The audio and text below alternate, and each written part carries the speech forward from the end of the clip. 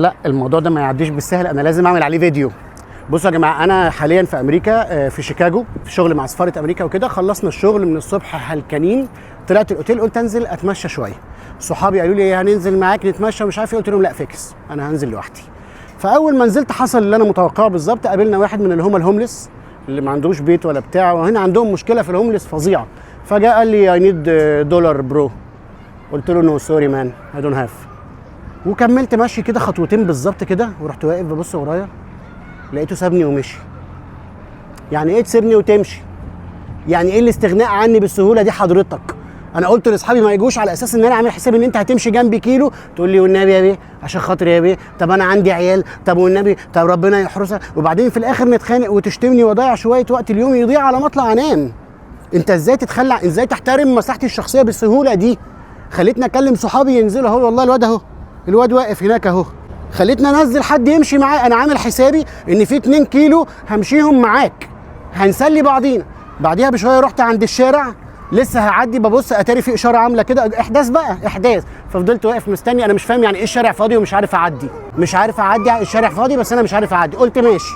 جت بنت صغيره كده، فانا يا ساتر يا رب هتشد البنطلون وهتقرفني وهتقول لي يا رب تتجوزها حتى لو انا ماشي لوحدي وربنا يخليها لك يا بيه، وانا اصلا معيش واحده. البنت عملت لي كده بالظبط، قلت لها نو، قالت لي اوكي. يعني ايه اوكي؟ هو انتوا ما عندكوش خد وهات؟ مش هنضيع وقت ليه؟ انا نازل فاضي وعامل حسابي هتمشى، هناخد وندي مع بعض. انت فين؟ انت ليه سايباني يا ماما؟ لما تيجي تكلميني ونتكلم واقول لك انت اسمك ايه، طب مش تشوفي لك شغلانه، واقعد انصحك اقول لك يعني انت سنك ده مش تذاكري احسن، ولو كبيره شويه اقول لها يعني انت سنك ده مش تشتغلي، مش ربنا يديكي صحه يعني ايه انتوا بالسهوله دي؟ جيف مي دولار؟ لا تروح ماشي، انت كده مش مجتهد، انت هترزق ليه؟ انت حتى الشحاته مش مجتهد فيها. ارجوك يا جماعه، عايزين ننشر الوعي هنا، عايزين ننشر الوعي. معلش حاجه تانية بقى، احنا مش في بلدنا فالواحد فتح في الكلام فيتكلم براحته.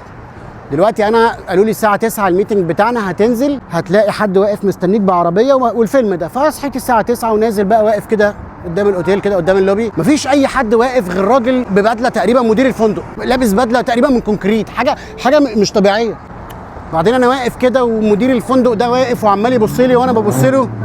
في الاخر راح جاي قايل لي وليد، قلت له يس، وانا في وانا كسرت حاجه فوق في ايه؟ قال لي ام يور درايفر. انت السواق بتاعنا؟ انت ازاي سواق؟ حضرتك انت شبه سي او الشركه اللي انا كنت فيها، ده انا كنت هديك السي في بتاعي، انت ازاي سواق؟ السواق جاي لابس بدله سودا بكرافته بالمنديل اللي بيتحط، انت ازاي سواق حضرتك لابس كده يا فندم؟ بعدين ببص لقيت ميكروباص بس اسود بيلمع، كراسي جلد وحاجه. انت لا انت هو انت مدير الميكروباص ده؟ انت مدير في موظفين قاعدين جوه حضرتك؟ الميكروباص ده انضف من الشركه اللي انا كنت شغال فيها، انضف منها كلها على بعضيها. ما علينا، ركبنا الميكروباص ورحنا الشغل وخلصنا. نزلت بقى صبحت على عم فرج ده وركبت معاه برده ورجعنا. ففي هنا في الناصيه هنا كده محل اسمه 7-11، المحل ده سوبر ماركت. فكان واقف في الاشاره دي، الاشاره كانت واقفه. فقلت له بليز اوبن ذا دور، انا هنط وانزل انا وهحصلكم على الاوتيل، هو جنب الاوتيل. قال لي نو. قلت له يا عم فرج نو ايه انا؟ قال لي اي كانت. يا حاج افتح الباب، الاشاره هتفتح. نو اي كانت. وراح الاشاره فتحت، راح ماشي نص كيلو ومنزلني. بصيت له كده قلت له انا عشان مصري، انا عشان مصري يا راجل يا معفن. طلع ممنوع، انت لازم تنزل في حته معينه. فبقيت ببص له كده، يا عم فرج ده انت سواق ميكروباص ولا هو عشان اسود ونضيف؟ مالك؟ وبدات من ساعتها اعامله معامله ثانيه مختلفه بصراحه عن المعامله الاولانيه، هو ما كانش متعاون معايا لحد ما دخلنا بنزينه فكان بيفول. فانا طبعا قاعد بقى في الميكروباص فاضي بقى، ففتحت الكالكوليتر كده احول التفويله دي بكام، لقيتها ب 3400 جنيه مصري. فعم فرج مفول ب 3400 جنيه مصري عشان يوديني انا. عم فرج انت بالمبلغ ده لو كنت اديتوني كنت هروح جري. انت دافع 3000، هو انتوا بتدفعوا 3400 جنيه كل يومين عشان تودوني وترجعوني؟ ايه يا جماعه في ايه؟ ما تجيبوا المبلغ ده، انا هبات هناك عند مدخل المكان اللي بنروحه وارجع بيه. وبعدين عم فرج انا اسف يعني، انا هنا بقى يا رب تكون بتفهم عربي او حد يفهمك، انا بعتذر لك.